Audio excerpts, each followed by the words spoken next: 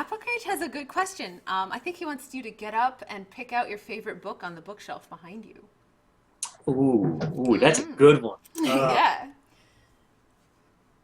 So it's not your Okay, favorite book of all time, just something in the bookshelf that's one of your favorites. okay. I will pick out in the bookshelf behind me. There is a bookshelf and there's a CD case of a bunch of CDs. The bookshelves back there are sketchbooks from old high school and college days. There's some anatomy and art books. Uh, Ooh. okay, this is going to take about 15 seconds, and I have You to already pull the know. earpiece out, so I won't be able to Okay. hear you guys. All right. So I'll be right back. Okay. See, this is what the Devsolutely show is for, everybody. Every Sunday, we make devs do menial tasks for us. Oh, I'm curious to see what his book is. Applegate, that was an awesome question. I'm very curious. Do you have a favorite book? You should answer it yourself as well. Also, Nub, we will definitely ask him that question, but now you kind of need to tell us which one is your answer.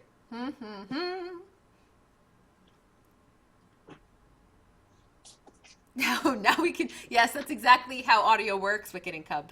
Indeed. Indeed. Now, I'm such a huge fan of this concept, and we're just still fairly new at doing this weekly show. But it's been about a month and a half now, and I've been enjoying every single one of these. So hopefully this turns out good. And he's back. We've been talking about you, you know, You've been talking behind about your me sitting there. back. Did you see me go for one? And I was like, no, not that one. I almost grabbed Masters of Doom, which was an Oh. excellent book about the id Software guys. Um, but instead, I grabbed this, which is this seems like a textbook, and it seems like it's boring. Animating real-time game characters. There's actually another one called Modeling Game Characters, and that one's better. But it's by Paul Steed. Okay. Paul Steed changed my life. This guy was a modeler for id Software back in the 90s, Mm-hmm. and the dude was like one of the first people who wrote a book that was not bad. Like so many, there had been a lot of bad CG books written in the 90s, and I had read them all, and I was like, these things are Really? not really that applicable to what I want to do. And then Mm. along comes this book written by a guy, and the entire book was one long tutorial on how to model a 3D character Wow. in 3D Studio Max, I believe is his tool. And the dude actually died a couple years ago, Oh. which is a shame because he had to have been pretty young, because all of the id guys were pretty young. Right. But it changed my life because all of a sudden it made these tools super accessible to Oh, me, and I wow. realized this it was basically the equivalent of a YouTube tutorial on how to do this stuff, but this would have been in like 1999. Yeah, So before YouTube. Some people forget there was a time when YouTube didn't exist, people. right, and we had to go to libraries and we had to like go to take classes and but yeah, that book was it changed my life because of how much it suddenly enabled me, and I felt like I suddenly could build anything, Oh, and I that's started doing awesome. tons of stuff. That's But awesome. yeah, the other book I was going to grab, I saw someone go in the chat with it, the Masters of Doom book. Can you tell I was on an id kick? I Yeah, yeah, looked yeah. over there. A little bit. There's a ton of other stuff back there. I almost grabbed it too. I almost grabbed the cartoon history of the universe, and I almost grabbed Understanding Comics. So Um, many games that you really or games. Wow. Yeah, so many books. So many books that you really like in that bookshelf. Yeah, well, I mean, the problem Is that is that's life? not like that's the bookshelf back there is not like my fun bookshelf. That's like my reference bookshelf. Oh, So interesting. yeah, it's all and reference and comic books. So Hey, comic books, man. right, They're but like references. That's work. right. But yeah, it's like I've got a lot of like anatomy books and a book on ornamental design and a book on animal anatomy and Mm. I don't even know if you can actually see, but if you go over to the side, there's like there's my skull on top of my scanner and more anatomy posters and stuff, and those are way more useful to an artist who's actually making art because I'm not making art these days very much, Oh, but but we can tell uh, that you were an artist at some point. I was, Can and sometimes I confirm. still am, Mm. although I certainly don't do very much in the way of characters anymore. But yeah, I mean, there's a lot of reference books back there. Uh, yeah, I mean, I could keep pulling stuff from there, but we should probably move on so that that question isn't dominating things. Oh, that's fine. That's the fun. The fun thing about this is there's really no agenda. You at this point too. Like I will fairly say, if you need to leave, you can always leave. I'm not Well, gonna we hold can you let it go for hostage, a few more but minutes, and then I'm tell going us. to go microwave my tater tots. Oh yeah, you gotta microwave your tater tots. Well, yeah, let's ask at least one more question here Yeah, before. we can do a few more. Yeah. It's fine. Oh, here, Memories in 8-Bit wants to know uh, of Joe if he sees his time tracking as a bit obsessive, and if you can even bear doing vacations, relaxing without minding all those red columns. I do not go on vacations and not fulfill my hour. My vacation is an hour of something a day. Uh, and I'll like so Colleen and I will have traveled a lot, and uh, fortunately it works out because she's the kind of person who needs to take naps every so often. And Oh, there so you go. she takes naps, and I go over to the hotel lobby and I write for an hour. And I have fun. The thing is that that hour is not meant for work. It's meant for stuff that's, and it is kind of an obligation, which turns it into work, but it's supposed to be stuff that's fun. Um, and so uh, it's like it's stuff that I feel like I'm personally interested and engaged in at that moment, and spending an hour on it is the obligation part. But like it's the stuff that if I had nothing else to do all day, I would be excited to be doing. So yeah, I don't really. I guess it is obsessive, but at the same time, it's not really. It's not the hugest of impediments. So, huh? Your voice just completely cut out, Alex. Oh, sorry. Hey, look, it's Joe. Hey, it's Calvin. Hello. Hi. I can't Boop. hear you, but I gotta go Says pick hello. up more VR stuff. Oh, that's right. Yeah. Calvin Oh, I was. heard about Legend. I saw a tweet of yours a couple days ago about Legend of Dungeon in VR. Yeah, Legend of That's Dungeon exciting. has VR. He was just showing it off. There's a New Hampshire has a very very small indie dev scene, Uh-huh. but there is one. We swear. And there was just a IGDA meeting, like the International Game Developers Association meeting, like VR thing, and so we Yeah. brought our Vive demo of Legend of Dungeon. How the heck does that And work? Like, do you guys? Is it just like a 2D display, or do you actually interact with it, like moving around to interact with it? think of it kind of like it's a little bit different depending on which VR headset you're in. Like Yeah. with Legend of Dungeon, if you use the Oculus Rift, it's kind of like looking at a diorama. So like Okay, you've got like which is almost yeah. almost cardboard box type, like flat 2D characters moving around and everything, but in this 3D world that you can kind of peek into and stuff, Which is cool. which is pretty cool, right? And then in the Vive, it's almost like playing with Duplos or Legos or like Playmobil kind of. Like Okay. it's you can change how zoomed in or zoomed out it is, and you're just kind of like a gigantic person as you play the game. You still have to use a controller. There's no hand controls because that Yeah, would but be on the plus really side, you're never weird. going to really feel nauseous playing that game because you are not the camera. I mean, you are the camera, but the camera is not the Right. perspective of the Right. game. Yeah. We've had a lot of people say that it's one of the best experiences that they've had as like an introduction to VR. That's So, cool. Now I want to try it. I'm going to have to meet you guys halfway in Boston sometime. well, if you're coming to PAX East, we're probably going to be showing it off in the Vive in our booth. So, Yes. Well, hopefully I'll be there. I hope so. I would love to see it. That would be fantastic. Yay! Yeah. Yes. Well, I am going to be there. I don't know how much I will be there, but I will be there at least some of the time throughout the day. Uh, and I will be excited to check it out. Awesome. Yes. I hope you do. Um, Oh, we've got more questions for you in chat. okay. Um, did you want to go heat your tater tops up? No, we can do a couple. They're not going to get any colder than they already are. So, True. All right. So let's see. There was a quick question here by Damon. He was asking what your favorite starting weapon is. I asked him what his was back. oh, what'd he and, say? and his response was whoa, chat. My goodness, suddenly chat advanced, and so I lost my spot. Um, Tower of Tater Tots? That is a good Gen sequel. Tower of Tater Tots. Yes, I am working on Tower of Tater Tots. Well, there's only two starting weapons, unless he means when they're all unlocked. So when they're all unlocked, I'm a big fan of the crossbow. I enjoy the sniper weapons, and that's the sniper. The closest to a sniper weapon in TOG is the crossbow because of its high accuracy, high damage. Mm-hmm.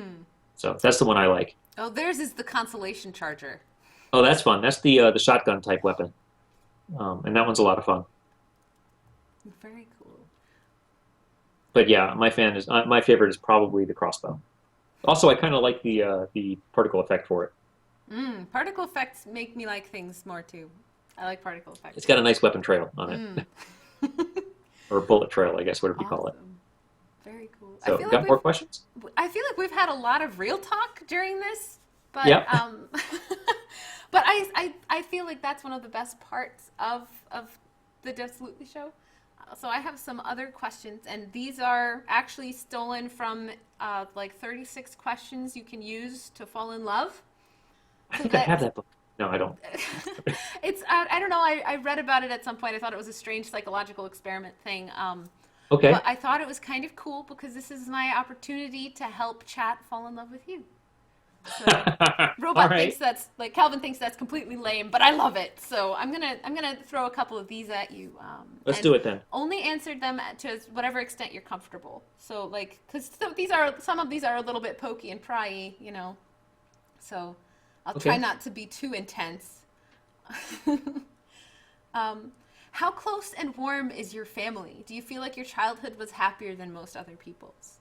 I do. I feel like my childhood was very happy. I have a very, very large Italian Catholic family, and they're very close. And it's weird because I grew up, I was one of six kids, and my older siblings were so separated from me in age that they were almost like uncles and aunts to me. I had three significantly older siblings, and then I was the middle child of like a second wave of siblings. So it's almost like I only had three. I was only one of three, even though I have three older siblings who were kind of like, Were they already like living outside of the house at that point? Like they weren't. But the reason that it was set up that way is that I lived on a military base when I was younger, and we lived in military housing, and my family was so large that they didn't have houses that were big enough for the family. And so what they did instead was they were kind of like townhouse things, and they added a door between two townhouses. Huh. And so the younger siblings had one townhouse to themselves, and the older siblings had another townhouse. And Awesome. so that's the reason that they kind of felt like they were almost like separate from my immediate Right. brother and sister, because they were like, oh, they're the other house family. They're the other house siblings rather. Right, right. Oh, But interesting. yeah, I mean, especially as we've all grown up, we've gotten way closer, and I was close with them even then because we all, for the most part, got along, and the families was very caring and I would say just positive in general. It was a good experience. That's awesome. So yeah, I mean, I feel like I look around and I see a lot of the resentment that a lot of other people have towards their families or towards their blood relatives, and it kind of makes me sad because I feel like I lucked out in a lot of ways. I could not have asked for a warmer family. That's awesome. That's wonderful. And such a big family too. Not everybody gets to have that many siblings. Oh my gosh, it gets worse than that. I mean, there was six of us, and then my dad was one of six, and my grandfather was one of eight. So it's like you could follow that family tree down. You can be like, okay, that family tree is huge when you start talking about uncles and aunts and cousins and second cousins, and it's as Italian as it gets. Our family reunions are hundreds of people. Oh wow. Oh, that's wonderful though. I It's bet exciting. you have a family member for everything. I bet you know somebody who's a mechanic in your family and a doctor. That's how I would organize couple of doctors, it, a at couple of least. engineers, a couple of chemists. It's like, yeah, they're like all over the place. That's awesome. That's really cool. All right, so I have one more question. I think there's maybe a couple more in chat, and this is: what is your most treasured memory, and conversely, what is your most terrible memory? What is your most treasured memory? Yeah, like from your Treasured. entire life, something that you just has that kind of glow around it of being like really special. And I have a lot of those. That's not fair. And I have a lot of terrible memories too. I mean, everybody. well, like- one of the ones you're most likely to feel okay talking about to strangers on the internet. How about that? If that maybe brings that box down a little. That's a tricky question because I mean, I've got a lot of really like cool. Okay, How all right. about The first top one that comes to two or mind. I'm three? trying to think of something that involves my more recent life. as opposed to like growing up as a kid because I was just talking about my childhood, how much I liked it. So a recent cool memory, and this was probably maybe 5 or 6 years ago. I don't remember what we were talking about. My wife and I were sitting on the couch, and if you imagine, me sitting here, my wife sitting right next to me, and then right behind us, our cat was sitting on the back of the couch. Mm-hmm. And I don't remember why this happened, but we were coming up with a plan for the day, or a plan for the night, or like what we were going to do that weekend. And we were like, okay, let's go. It was like, put your hand in, kind of like you're in on the plan. I put my hand like that. And then Colleen put her hand like that. And then this little cat paw comes reaching forward and puts his hand on both of Cat ours. was in. And we were like, all right, we're all in. That's Don't remember why that came to mind, but that was an awesome memory. And I really, if I had caught that on video, it would have been amazing. I have no idea why this cat decided to put its paw right on top of ours right at that moment. Do you still have that cat? Yep, she's an old granny kitty. She's like, What? 15, 16 years old at this point, but she's still with us. She's still in. She's still in. She's still in. Oh, She's that's she's awesome. actually the reason the baby wakes up so often because she runs around squeaking Oh. and meowing a lot. Oh, do you have a squeak toy cat too? Does it Uh, not make real meow sounds? It goes like kind of. She's gotten better, but she has what's called an anemic meow, Aw. and it's kind of like she'll start to meow and she'll be like, I'm like, what the heck was that? That's not a cat sound. It's It sounded like like an air, like a balloon losing air or something. yeah. Our Hubs has that too. He starts meowing. It's like he's trying to meow so hard that it doesn't come out.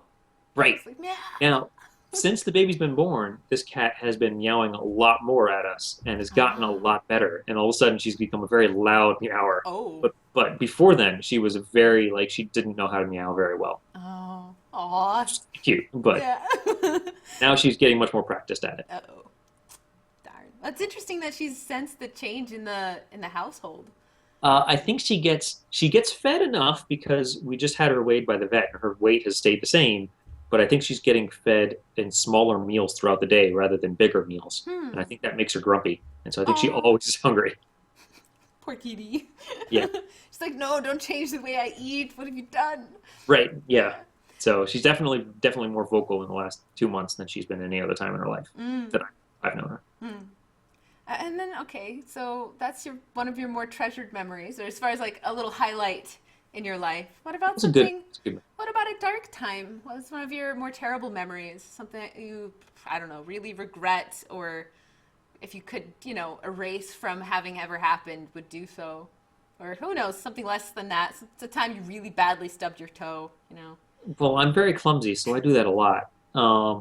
Like there was this one time where right before I was going to stream, I decided to make tater tots, Oh, yeah? and they all got cold on me. I mean, honestly, the thing that comes to mind most heavily in my brain right now, I have a very short-term memory. I have a hard time. I remember good things, but I don't remember bad things very That's easily. kind of a nice quality. I like that. Well, I'm very forgetful, and I mean, I'll remember some stuff here and there. It'll come up later, and I'll be like, "Oh yeah, now it's going to keep me awake at night all night." Oh, But like most of the times, I regret things are like when I got angry at someone, and they probably didn't it wasn't warranted, or maybe like yeah. Usually, I regret getting angry more than anything. But interesting. the thing that comes to mind right now is just the last year of prototypes and looking back, being like, what could I have done to have avoided that? And that's just so heavy in my mind right now because I've been working on that GDC presentation and then talking with you about it. And so it's like, I would have to go back to that. Like I've got enough experience that in hindsight, I should have been able to avoid that. And I guess it goes to show, even if you are supposed to know what you're doing, you really don't. I mean, everybody's going to fail at something sooner or later. Yeah. And it's, I guess, just recognizing it and picking yourself up and being like, all right, well, let's not do that one again. Moving on. Yeah. So, any others? Well, somebody in chat wanted to know how you feel about beanies with pom-poms on the tops of them. Like I don't have any. I don't. Do you have Yeah, a I strong don't like 'em. opinion? You don't like them? Yeah. I don't like them. I feel like that's like a liability. If you were in an RPG battle, somebody would grab you by the pom pom and swing you around. Yeah, because your hat is obviously like sewn to your head. There's Well, it has to be. Yeah. I mean, if you think about it, otherwise, yeah. yeah, it would come off in battle. It can't have that. Right. Yeah, no. Yeah.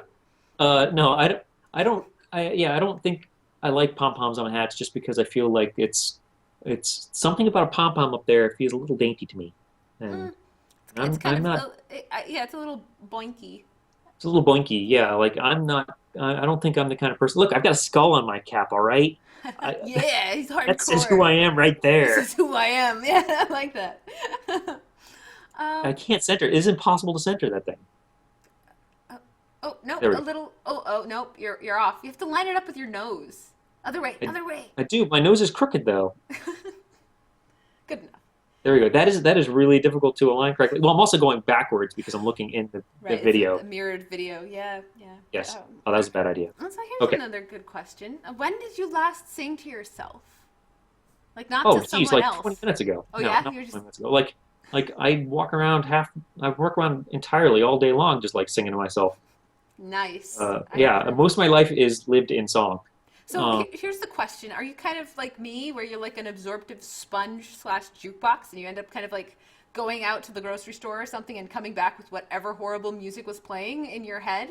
oh yeah, absolutely. Taylor Swift was stuck in my head earlier Oh. today. Yeah, Oh. I don't know very much. I mean, there's something very catchy about Taylor Swift songs. I'll say that. But they get stuck in your head and they will not go away. Hmm. Uh, yeah, so it's stuck in my head now. But I don't know the words. I know the melody.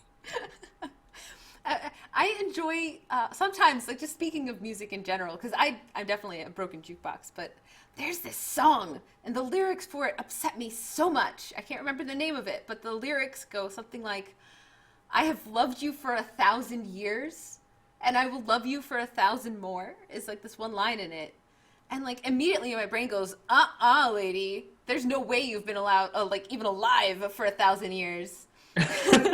It's just like that is Well, we'll Google it right now. We'll see exaggeration. what the song is. Yeah, but it's Oh, that. it's Christina Perri, I think. Okay, yeah, that left my brain from a grocery store, and I was just so upset. I was like, Really? no, See, like I never remember the lyrics to things, and I but I just get. remember the melodies, and so I just start inventing lyrics. Oh, that's fun. And so it's like, oh, like yeah, like I'll just start making up my own lyrics songs, and I can't. Nothing's coming to mind right now, but yeah. So yeah, I definitely sing a lot throughout the day, especially now that I've got the daughter. I'll start singing to her. Oh, I'll sing her to sleep sometimes, which is cool. And I'm not a very good singer, and I make up words, and it's okay to not be a good singer because you have to. I don't really have any kind of my self confidence is not tied to my singing ability. hmm. So if people insult my singing, I'm like, okay, Too bad for right, you. too bad for you. I'm not stopping. Yeah, that's right. So yeah, it's like I sing to myself a bunch. Yeah. Mm. Other questions? Um, do you want to keep going? Are you really needing those tater tots? No, I'll go down and I'll make a sandwich in like 5 minutes. We'll make a sandwich and we'll have our reheated tater tots. And Mm-hmm. All right. If there's any more questions in chat, by the way, feel free to ask. I can just keep going on with these weird, like, fall in love with our guests questions, of course. how do you feel about Trump? Oh gosh, I don't know if we should even go towards anything that has to do with politics. How do you Yeah, feel about politics? Maybe that's a how do better I feel about question. politics? I feel like politics are becoming a very. I feel like someone could probably make a parody game that would do very well about politics right now. Hmm. Um, I feel like they're kind of like pro wrestling, if that makes oh any my gosh, sense. yes, they absolutely are. Oh man, it could be a fighting game. It could be like a politics fighting game where you have like the red team and the blue team. Mm. Oh, that would be great. Yeah. Um, Oh my goodness. I'm having some interesting ideas right now. You can have them. These are for you if you want. If you're gonna make this game, I'll help you. I'll help design it for free. I love this idea. Um, have you seen Renowned Explorers? The game by I Abby think Games. I just showed it off on the Super Show, so it's super fresh in my mind. But the name is really familiar. Let me Google it real quick. the combat mechanic is basically all emotional impact. Like you can shoot Yes. someone and they'll feel bad, and you can like insult someone or you can flatter them and like that Yep, kind of stuff. I watched a Let's Play of a little bit of it the other day. It's a very clever idea. Yeah, Yeah. but imagine that, but like kind of more like insult sword fighting from the Guybrush Threepwood's battles in Monkey Island in a Okay. ring, in the wrestling ring with like luchador masks and With luchador and, masks. and presidents. Well, see, Or I think it would be better to do presidential candidates, and that they were like in the ring wrestling for the presidency, and that's that's the goal is to become president by out wrestling everybody. or sumo wrestling, maybe. So, There'd well, be so you would have to typecast all of the different candidates with a style of wrestling. So, like, I think who would be the best for being a sumo wrestler? Probably Bernie Sanders would do awesome you as the think so? sumo wrestler. Bam, Right. bam. And you could have what would Trump be then? Trump would probably be. He'd You be would the probably. guy. Oh, Hmm? I think he'd be the guy in like the tiny leather underwear with spikes on it that hits people with chairs. He would hit people with chairs for sure. I don't know if he'd have the spikes though. I think he'd be more like Ric Flair or something like that. He'd be like the pretty boy wrestler. Pretty. Oh, because of the hair. Right. Yeah, yeah, and he would be like the pretty boy wrestler. And you would have to have like, yeah. I mean, you could do something. There's something here. Some chat. You guys can have this idea because Yeah, I don't yeah. have time to make it right now. But you guys could do like I think a parody 2016 presidential race wrestling game would be something that I would like to play. So you guys should make it for me. Yes, that's right. You make it for us. Make it for us. We'll help you market it and take a cut. Yes, I will. I will play it. I will play it. I will play it, and I will tweet about it if you make it. Yes. Um, Oh, all right, enough of that topic then. yeah, yeah. That's how we feel about politics collectively, I guess. It Yes. should be a wrestling game. I do like the idea of Bernie Sanders as the sumo wrestler, though. It would be interesting. Yeah. Yeah, Someone else is saying Chris Christie would be Chris a Christie. good sumo Chris as Christie well. as sumo is kind of like he gets a lot of flack for being the fat guy as it is on the stage, and so I feel like to put him as the sumo wrestler would kind of be like, okay, that's the first opinion. I think putting the old dude as the sumo wrestler is a little bit more like a Yeah. You don't want to if he were actually a sumo wrestler, he'd be like, yeah, like it fights the stereotype a little bit because it's like you really probably wouldn't put a 70-year-old man as the sumo wrestler. Probably Chris not. Christie, not that he's still in the race anymore because I guess he dropped out. Oh, I didn't know would that. I he don't be? follow politics because I don't follow wrestling. I've I've been following this race a little bit closer than I followed most. I'm not registered with either party, but I do feel like this race is going to be more important than any that I've been alive for. So I feel like it's worth following Yeah. to kind of be aware of who's saying what terrible things. So, but I think if Chris Christie were still running, I think that he would probably have to be. Oh man, I'm trying to pull up my old. I don't know enough What? about wrestling. I don't know very much about wrestling either, but I kind of feel like Could he be like the Hulk Hogan? Was he a wrestler? Hulk Hogan was a wrestler. Yeah. He could. We could go for Hulk Hogan spot, sort of like Maybe. that sort of style. I'm kind of picturing him more though as like as a tag team buddy with like a duo. He needs like a buddy partner or something like that. I don't know who. Hillary Clinton. I don't think they would get along very well, but Well, for the sake of wrestling, right? oh well, No, now I- Trump and Christie are tag team, right? Someone just posted Oh. it. Right, so they would be Yeah. the tag team. Perfect. All right, so we'll move on. We'll move on from wrestling then for now. We can talk about that Yeah. later. Enough wrestling. Enough of that. Oh my goodness. So I guess on that note, then we should probably finish up then. Yeah. Is there anything interesting you wanted to share or say or anything like that? A last minute plug or Well, a parting haiku? this was fun. I enjoyed doing it. Oh wait, hold on. Okay, ready? Oh, This was a fun time. I enjoyed. Wait, is enjoyed two or three syllables? Oh, I enjoyed. enjoyed talking you. oh, Thanks for having me. oh, hey.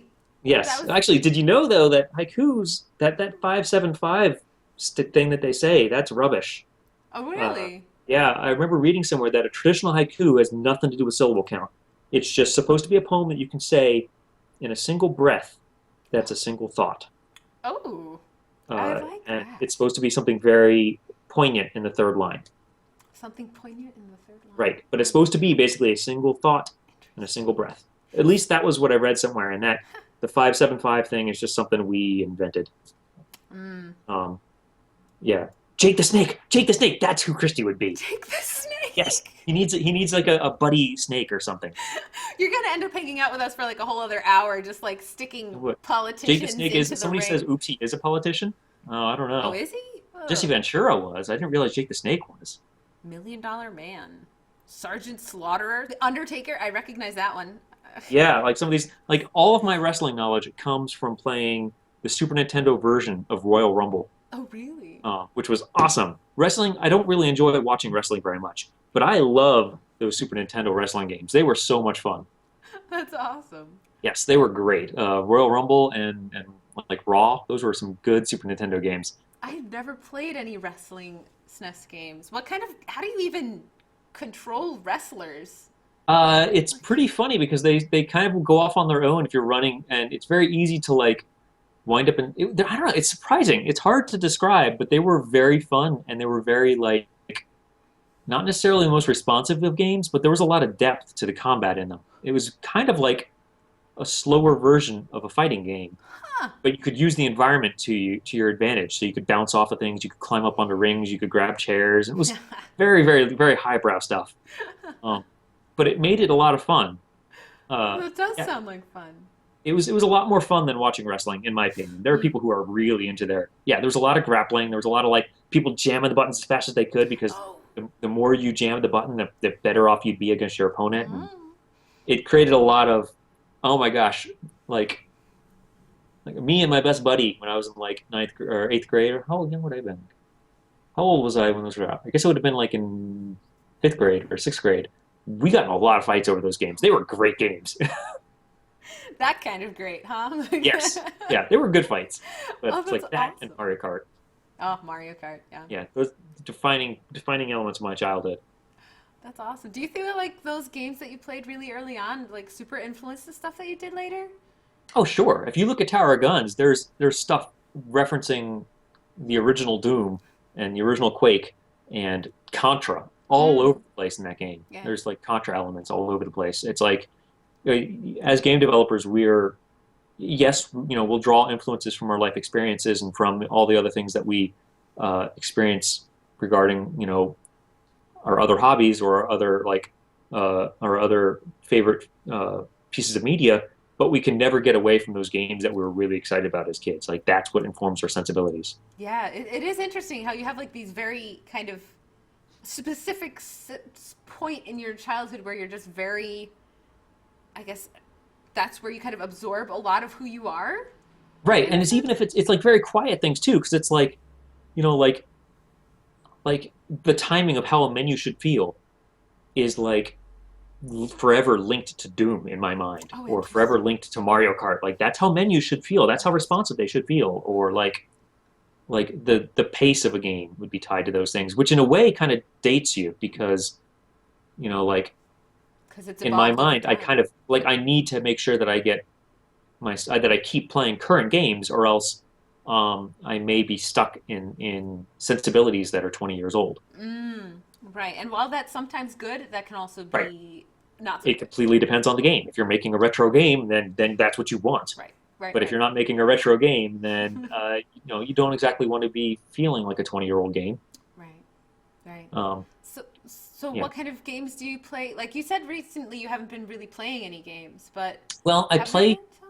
I have a Vita, and I love it. Sweet. There's a lot of people who talk bad about the Vita, but I think it's the greatest thing in the universe because it lets me play a lot of games right before I go to bed. I'll play for like 20 minutes, and so I've been playing through the Grim Fandango remastered version. Cool. I've been playing through Sudoku 2 very, very slowly. Uh, and I earlier this year I played through Persona 4, which was fantastic. A lot of older games. Hmm. But then I also was playing through like the new Isaac. I played on that, and I played Shovel Knight on that, which was fantastic, and I played Crypt of the Necrodancer, which is fantastic, like this, and Rogue Legacy, which was fantastic. So I mean, I am able to play a lot of games uh, right on the Vita, and Yeah. it's like I look forward to them coming out on that system. And it's I'm a PC gamer by heart, but like these days I'll take what I can get. Right. If it's just those 20 minutes that you have before you Right, fall asleep, then that's what you've got. that's what I got, and Yeah. so I play on the Vita. Oh, Um, okay. One final question. I know you already gave us a beautiful haiku, but you have a child. What type of games would you like for her to grow up playing and grow up to play? this is a tough question, and I mean, ultimately, it's going to be whatever she's interested in. She could be interested in hockey or something I don't know anything about, and I'd have to be like, okay, all right, wear a helmet. Um, Right, right. but like, but like, if I had to think about it, I think if I had any kind of preference for any kind of game, I would want her to play Minecraft. Minecraft. And I Really? don't even play Minecraft, but I don't play it because I look at it and I know I would never stop. It's a game that is not a game in and of itself. It's like a Lego playing board that goes on forever, where you can do anything in it and you can mod it like crazy, and it encourages creativity Right. above all else. It is a game about creating and sharing your creations, and I feel like if I wanted to breed someone who was like me, you could really you'd be hard pressed to find a better, Interesting. more encouraging game than a game about creativity. Mm, So definitely. that is why. Yes, it's a learning tool. Someone just posted that in the chat. Yes. So Oh, sorry. Yeah, we bleep out the word Minecraft. really, It's a long story. Well, actually, it goes back to the Minecraft being in the IGF awards with us. is there harboring We just resentment there? Did I just stir some it's some? it's not hardcore resentment. It's more like a light jab. It's like this is our revenge for you stealing our thunder. Mhm. Because honestly, had Minecraft not been discovered uh, at the same time as our game was kind of getting discovered, we would potentially be in an entirely different place than we are right now. Our game had the potential to be something more like Minecraft. There's some reasons that it didn't get there, but it Yep. had that potential, and so we're kind of like, ah, take that. You can't put the word Minecraft in our chat. Ha! All And right. it's Well, then the game that will not be named just fills a vacuum that I feel like I got into games, or I'm sorry, I got into game development after modding games, after mm, breaking them apart and making my own additions to them. And I had fun playing games, but I had just as much, if not more fun, making my own stuff. Like yeah, I would grab any game I could find if it had a level editor. I played the heck out of Warcraft 2 just because I had a level editor. I oh, played interesting, a game called Hyper Load Runner I loved because I had a level editor. cool. Yeah, I've never That even game, heard of that game. yeah, it was a really cool little game. I played it on Game Boy. It was originally a PC game, but I played it on Game Boy, and it's like the level editor was awesome. It was like a puzzle, side-scrolling, actiony thing, and it was very stupid because you couldn't save whatever you made. So I'd have to make something. I'd spend hours making a level, and then I'd have to go around to my family and be like, "Play my game, play it real quick before the batteries die." That's And awesome. it was fun, but it's like I like that kind of culture of creation. I feel like I would like to instill that in whoever my daughter becomes, Mm. but it's not something that I'm really, you know. It's not something you can Uh, force on someone, but I could see that being a game that you would definitely hope that they enjoy.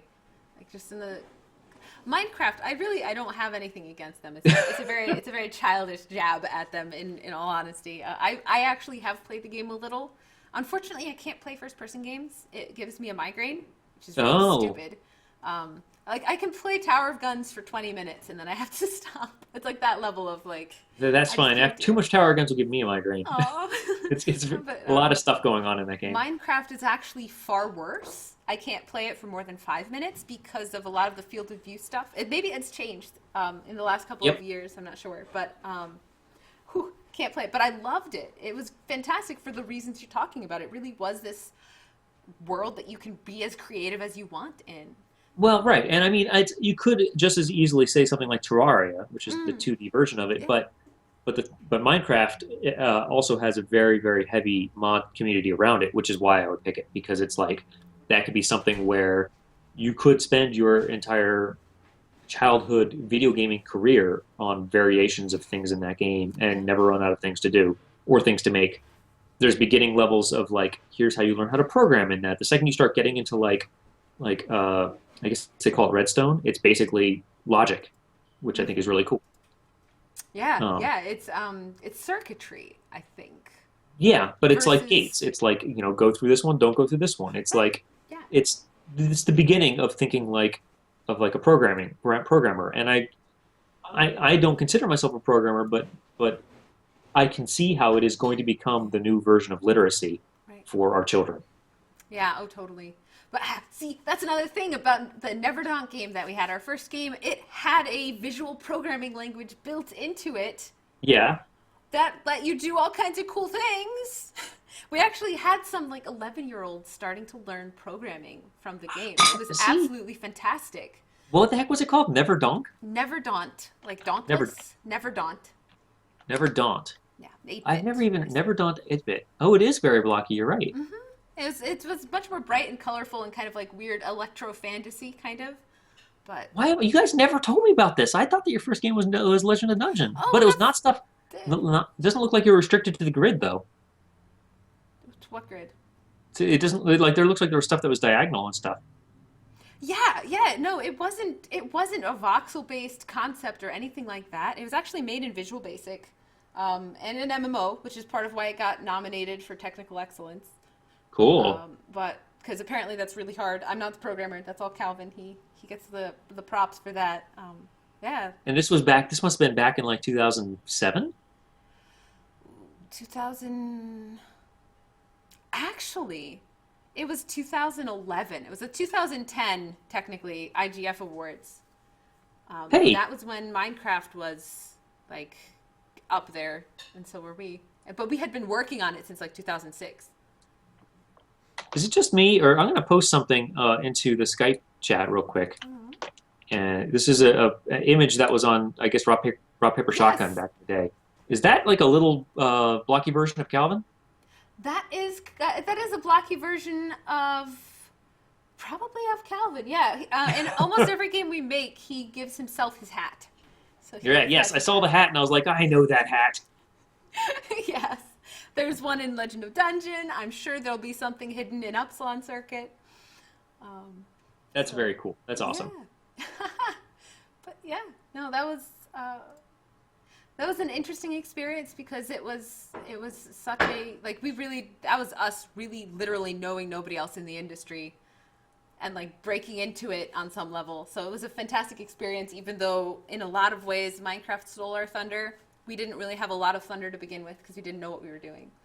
Maybe. Well, by 2010, uh, Minecraft would have been pretty rolling, I think, in like The the summer of 2010 is when I don't remember what it was at that point, but one of like the AAA games made like a Minecraft skin and everything blew up or something yeah. like that. Well, it's like I remember Something. when the IGF gave it its award, it was like we have to. Like this game has become so big, we have to at this point. Yeah. So it's like I think that they were because I remember playing it before then at work. People were playing with it, and I was like, "What's this little blocky thing? This thing looks terrible." Um, but I mean, I didn't really realize the concept of it being like Legos. Right, right. Yeah, if judging it just simply on its looks at that point is kind of like yeah. Right. Yeah. And also, I feel like actually since then I've become way more calibrated to very simple graphics like that. Back then, I was like, "That's not game art. That's programmer art," And it But like, was. But yeah. but there's nothing wrong with that, Oh and it no. also had a very distinct style. Like, I don't know, it's hard to describe. Like, this is before that, like the pixel, the return of the pixel, which I love now, and I'm like all about now. But like, I guess I just didn't see it back then. But no, anyway, we'll no longer talk about the game that can't be named. But I think it's probably a good desert island game, I guess, if you're just because of the culture around it, the community around it.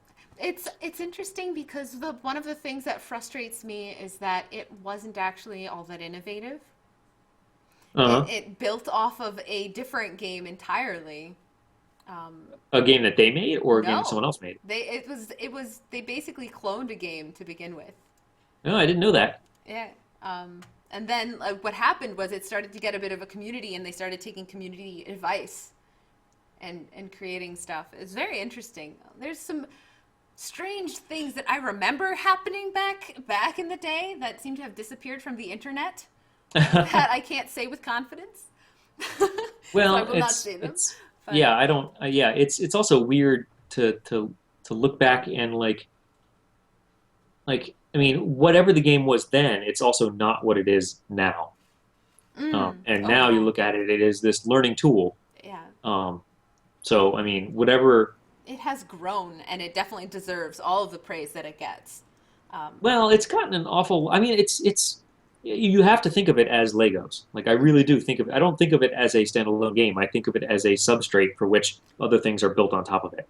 Yeah, yeah. All of the modding stuff and everything like that is just, Yeah, yeah, yeah. but it's a shame that I can see how that would be frustrating, especially since you were right there at the IGF with it.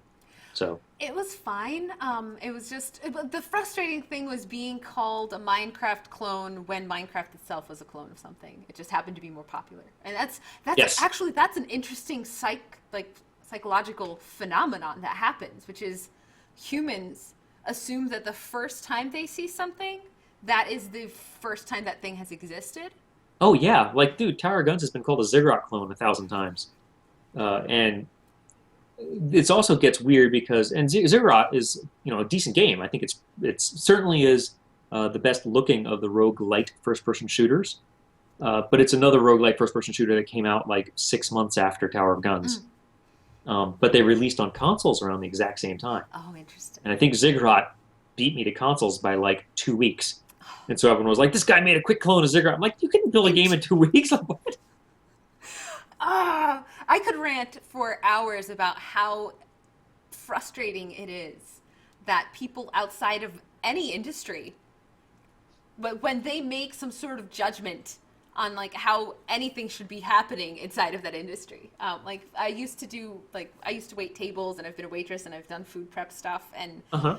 anybody who thinks that job is easy has obviously never done it. It's like that kind of thing. And like with game development, if they think that you can make a ripoff of a game and have it look as good as Tower of Guns in 2 weeks, No, I mean, it would take at least 4. No. at least, yeah, of course. Yeah, no, I understand exactly what you're saying, and it's at the same time though. I mean, I just have to look at my own uh, my own criticisms and be like, what am I doing that exact thing for? When I read something in the newspaper and I'm like, that's such and such, they don't know what they're doing, or these crazy lawyers, or these crazy business people, these crazy politicians, or these crazy, I don't know, pick your hot topic of the day. Right. It's like, wait a second, if this were if this were an article that I was reading about game dev, I'd be like, all these commenters are idiots. I guess it's just a matter of perspective. I don't know. Yeah, there's a level of understanding that you can only have if you've been there, I think, too, to some extent. And oftentimes people don't even think about what's happening behind the scenes. It's Yes. amazing. Like if just like running the Super Show this week, it's been interesting how many people who knew I was running this thing like for 17 hours a day thought that they could just communicate with me like I was a normal person. Like I was just sitting here like sipping my coffee and like getting a foot massage or something, it's just you don't necessarily step outside of your own situation.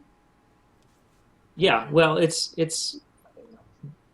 yeah, I think that it's hard to sometimes realize the reality behind what other people's existence is, especially when they're in situations that are very alien to your own. Mm. So, I don't know. I guess it goes. That probably gets back into empathy or some psychology stuff like that. But Yeah. Brains. but I can definitely see it traveling across industrial lines or trade lines with Yeah. things like, my own opinions about people when they comment on games and how resentful I get. And then it's like, well, wait, what? How am I snapping to conclusions with anything else I read about or any other opinion I have, or why should I even have opinions? Because I don't really know what I'm talking about with a lot of things that I get reactive to. Yeah. It's interesting because it's like you can watch somebody else do it and kind of get upset at them, and then you realize, oh, Right. I've done that I've before. done that. Yeah, I've done that one. You know, Whoops. Yeah. that's just don't comment on the internet anymore. Yeah. Yeah. That's probably a safe solution on some level for sure. Okay, well, it is 8 o'clock. I am Right. sure you have a family and tater tots to get to. I do. These tater tots are maybe beyond repair, Oh but no. we'll see. I'll go find out. Mike, if you microwave them, put a little glass of water in there, or if you have a toaster oven, that is probably the best way to save them. I'm probably just going to put a lot of salt on it, and that may help. I hope you heat them up again too. Yes, I will. Okay. Add some seasoning. If there's anything the Food Network has taught me, it's you add seasoning and everything gets better. So I will just add a lot of seasoning. Oh, hey, a cat. Have a cat to say goodbye with. Oops, Hi, he's cat. meowing. This is Hobbs. It's Calvin's cat. Hello, Hobbs. He's cute and likes to meow. And sometimes he does that crazy loud, weird meows louder than he can actually meow thing. The half meow. Yeah, the meow. Okay, so then I guess I will talk to you in the future sometime. Yeah, I guess. hopefully I'll see you at PAX. I hope everybody who's watching, I just want to remind you that you have been listening to the Conversations of Show Mirabello, creator of Guns and Dungeons. Oh my gosh, my brain died. Tower of You're the Guns. Legend of Dungeons person. I'm the Yes. dungeons. I make dungeons. He makes towers. How could we be Right. talking? We're the light and the dark of the game dev industry. Oh my gosh, yeah, even look at the footage here. You've got all this white stuff here. Oh. I've got like completely like black background and In the everything. dark. If I was just like wearing something all white, that'd be perfect. Yeah, it would have been like perfect contrast here. But yeah, last minute plug. If you want to buy the game for like $1 or something like that, it's normally like 15. You can pick it up on Indie Game Stand as part of its deal. Indie Game Stand are good people, so that's why I'm plugging them. Yeah, and also, how much is the game normally, so they can pay you an appropriate amount if they'd like to? Oh yes, the game is normally $15.